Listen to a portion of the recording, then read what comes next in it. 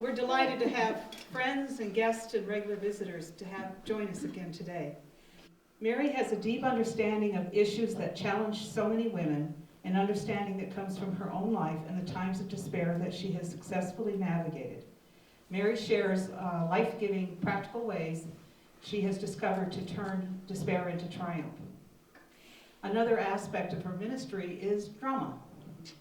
Through her powerful, dramatic presentations of women from the Bible, Mary brings each of these amazing biblical characters to life and invites her audience to know them in a personal and intimate way. This last February, she brought us Queen Esther. Yes. So today, she is going to bring to life the story of Naomi from the book of Ruth. Mary will take us back to about 1,200 years before Christ, to a time when women had no rights, could not own property, and basically had no value at all.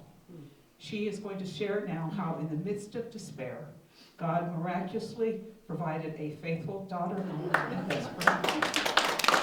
That's good, Mary. Come on out.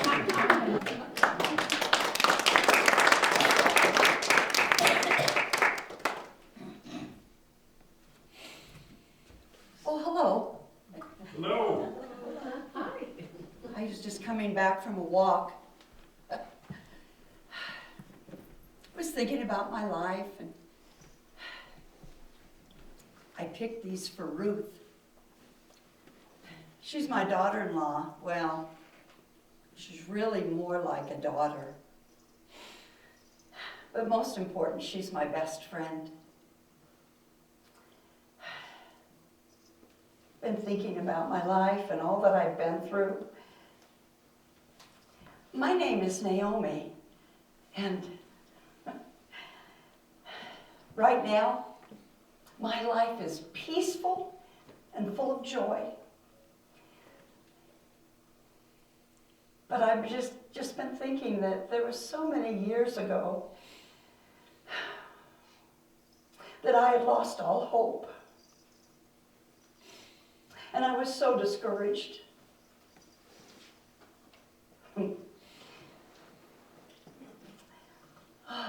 A long time ago, I was married to a wonderful man.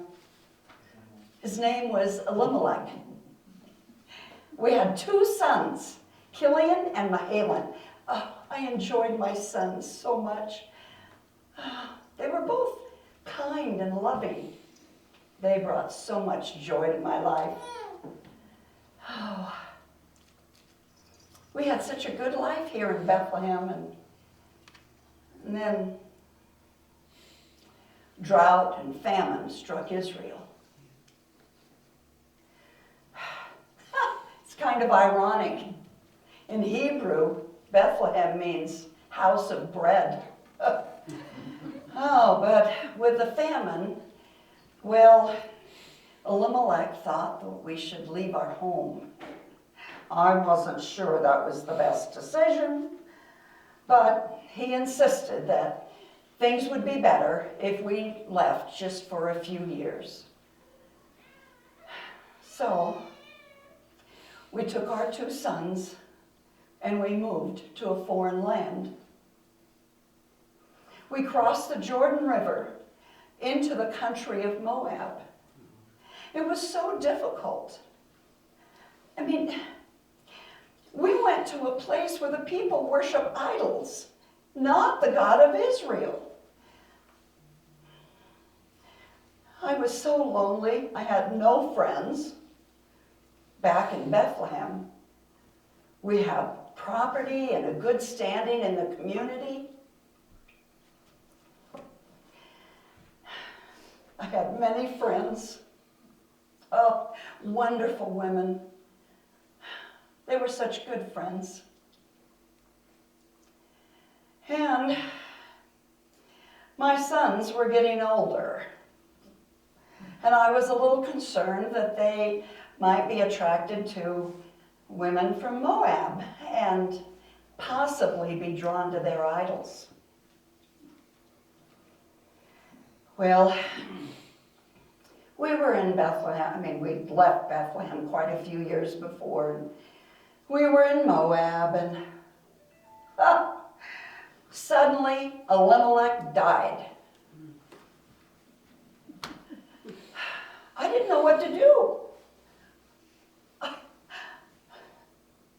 I was so discouraged, but by then, my 2 sons had fallen in love with 2 Moabite girls and begged me to stay in Moab. I have to admit, I was pretty disappointed. I wanted my sons to marry God-fearing Hebrew girls, not idol worshipers. But I made a decision to be a positive example and a loving mother to all 4 of those young people. Oh, I developed a wonderful relationship with both my daughters-in-law, Ruth and Orpah. Oh, we had so much fun together.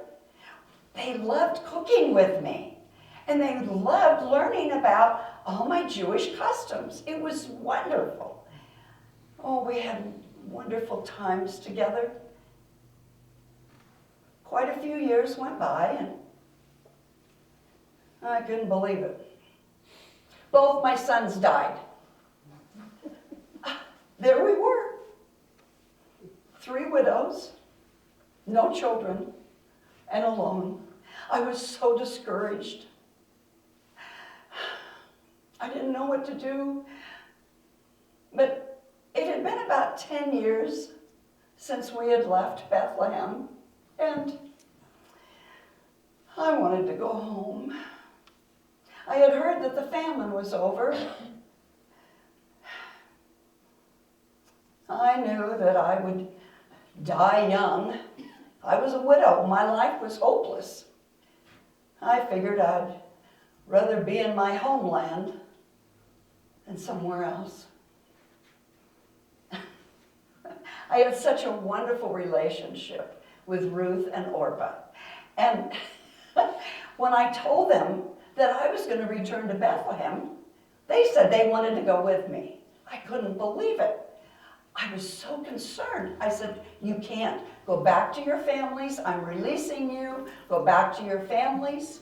You're still young. You can marry again and have children. And I thanked them for being wonderful daughters to me. We hugged, and they said they still wanted to go with me. I couldn't believe it. I insisted that they go back to their families. I was so concerned for their future. Well, Orpah decided to listen to me. We hugged and said goodbye. But Ruth, she wouldn't listen. She said, don't force me to leave you. Don't make me go home. And then Ruth said something that I'll never forget. She said, where you go, I will go. Where you live, I will live. Your people will be my people, and your God, my God. Where you die, I will die, and that is where I will be buried. And then Ruth said, may the Lord deal with me severely if anything but death separates you and me. In our culture, names are very important. It can either mean, a character of that person or something that the family or person has gone through. Well, Ruth means friendship. I figured she had her heart set on going with me. So we left for Bethlehem together. Oh my. News travels fast in a small village. A lot of my friends found out I was coming home and they came out to welcome me. Oh, the years had really taken their toll on me. Oh, I had really changed. I remember I heard one of them say to the other, is that really Naomi? Well, later when I was visiting with them, I told them not to call me Naomi, Naomi means my delight. I told them to call me Mara. It means bitter. Bitterness best described what I had been through. I mean, I thought God had abandoned me. I mean, first, we moved to a land where I have no friends, and they don't worship my God. And then my husband dies. And then my 2 sons die. I didn't know why God allowed so much pain in my life. But looking back, I realize, I guess he knew what he was doing. And I decided that rather than fight God, it took me a long time, but I finally decided to trust him. Well, at least I tried to trust him. I've learned that over the years, when your heart's dedicated to God, he always does what's best for you, eventually. Bethlehem is a farming community. We're about, 5 miles southwest of Jerusalem. So when we arrived, I realized that I had left Bethlehem so full of life and so excited about the world. And then when I returned home, I was defeated and discouraged. However, God gave me my Ruth. She has always been such an encouragement to me. Well, we arrived in Bethlehem just about the time of the spring barley harvest. We have 2 harvests every year, one in the spring and one in the fall. And Ruth and I arrived in the spring, just as the barley harvest was beginning.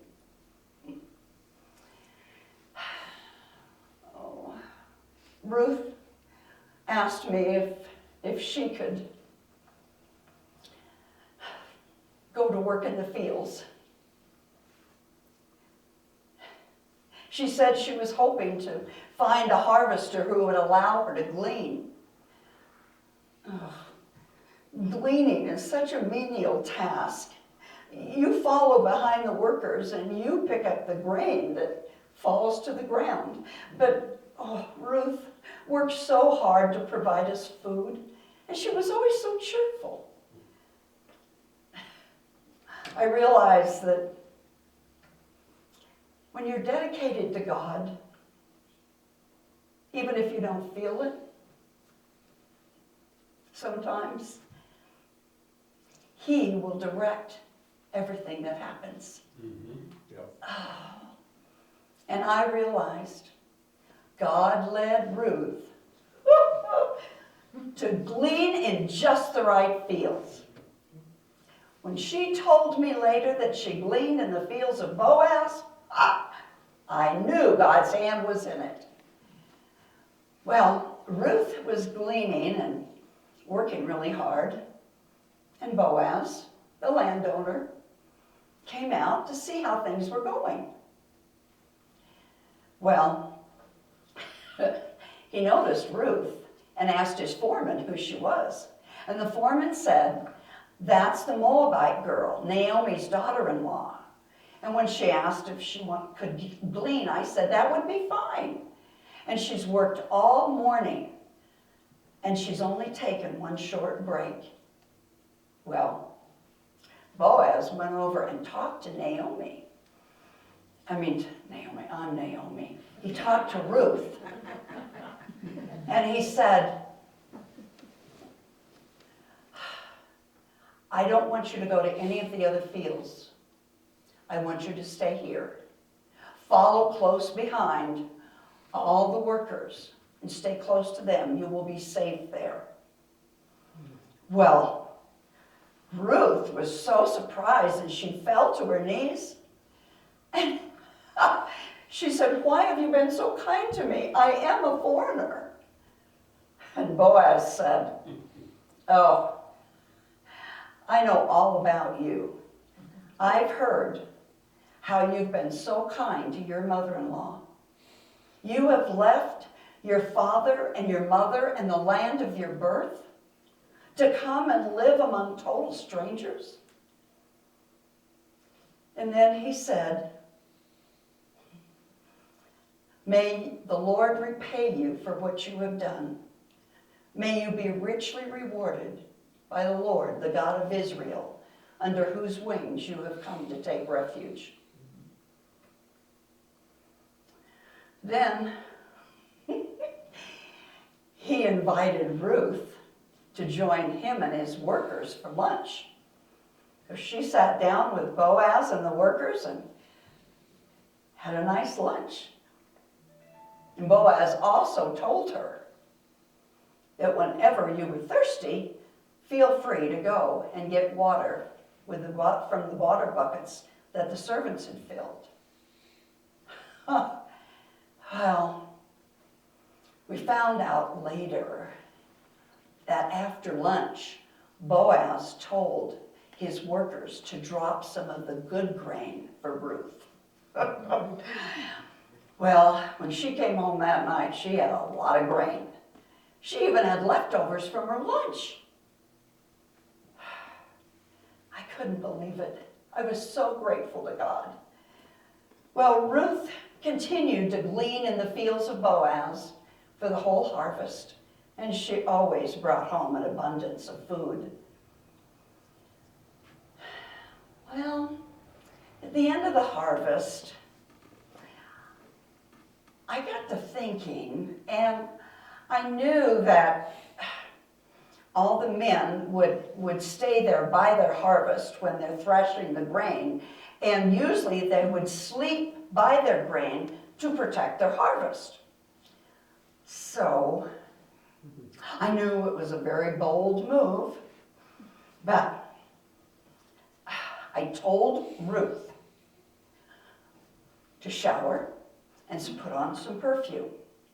And I said, "And go down to the threshing floor, but don't let him know you're there. Wait till he falls asleep. When he falls asleep, notice where he's lying down. After he's asleep, go over, remove the cover from his feet, lay down at his feet, and when he wakes, he will tell you what to do."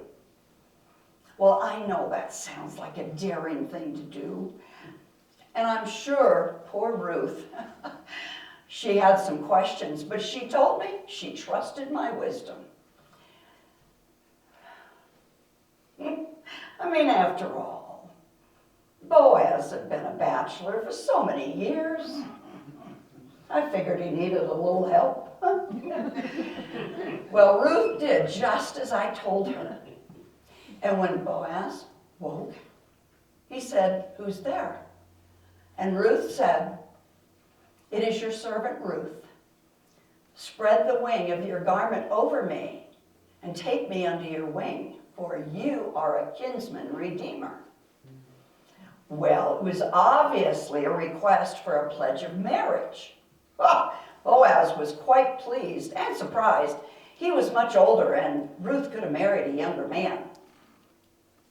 You see, a kinsman redeemer. In Hebrew, our tradition is that a man can marry a woman, a widow, of a man who was deceased, and then the firstborn son to that couple would inherit the property of the man who had died and the name. So his name would carry on in Israel's genealogies. Well, Boaz told Ruth, he gave her his blessing and told her to go to sleep and stay there till morning. Yeah, right. She was going to sleep. She told me she could hardly sleep. She tried to doze off, but... And then early in the morning, Boaz gathered some grain and gave it to her and told her to take it to her mother-in-law. And then he told her he was not the closest relative. He said that there was one man who was closer to the relative of my husband. Well, he told her he would talk to the relative, but if the relative didn't want to marry Ruth, he said he wanted to marry her. So Boaz went to the city gate where all the men, the businessmen, gathered and found the relative. And he told them that Elimelech's property was available to buy. Well, the man said that he wanted to buy it.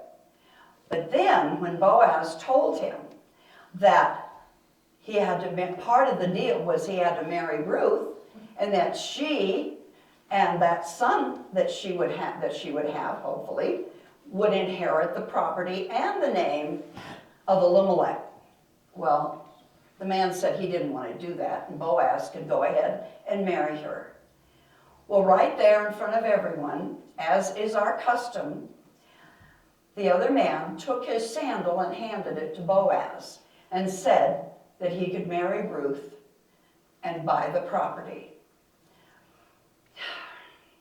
And Boaz said, "All of you are my witnesses. For this day I am purchasing all the property of Elimelech, Kilian, and Mahalan. I am also acquiring Ruth the Moabitess, Mahalan's widow, as my wife, so that their names will not disappear from Israel's genealogies or the town records." Then, when Ruth and Boaz were married, everyone in Bethlehem was so excited, and everyone proclaimed a blessing on them.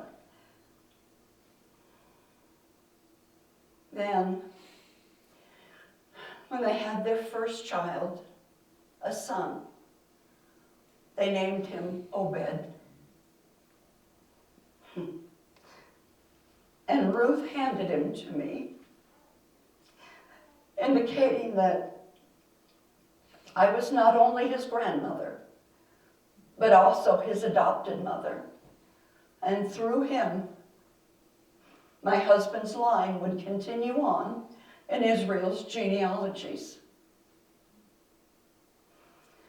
They named him Obed. Obed. It means to restore.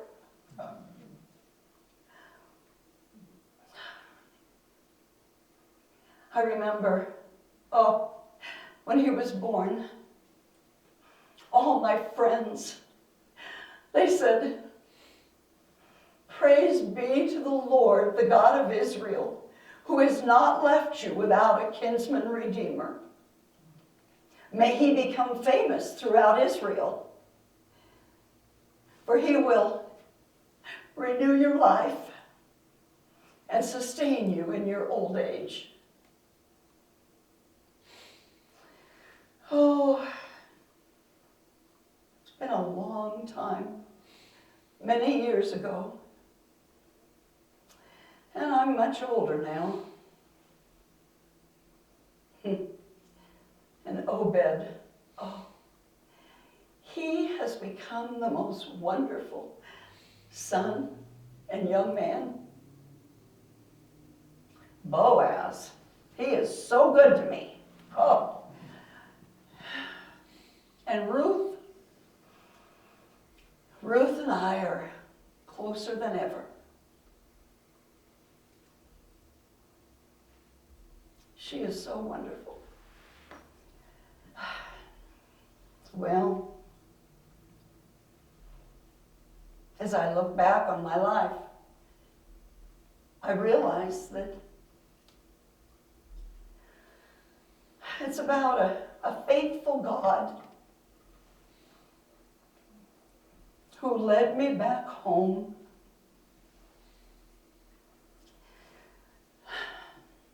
restored my life, healed my broken heart.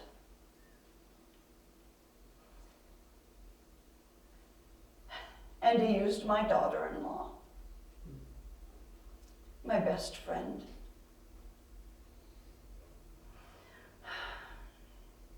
He can use you too. Well, I better go.